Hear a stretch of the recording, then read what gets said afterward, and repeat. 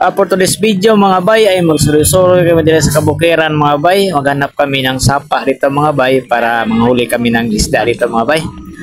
So kasama ko pala dito yung asawa ko mga bay. At yun nga, napagkasunduan namin magkapitbahay na manghuli kami ng isda sa sapa. So ito mga bay, part 1 pa to mga bay sa ating adventure ngayon mga bay. Pupunta tayo dun sa sapa. So kaya nga na sinabi ko mga bay ay manghuhuli kami dito ng isda sa sapa. Kasi maraming isda dito mga bay.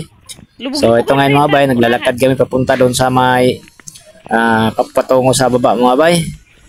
So napakasukal ng lugar na to mga bay.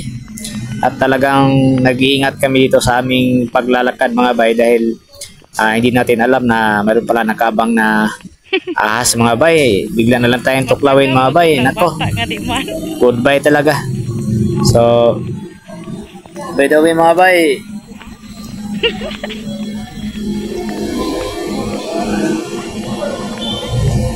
so dito na kami banda mga bay. Malapit na kami sa may sapa mga bay.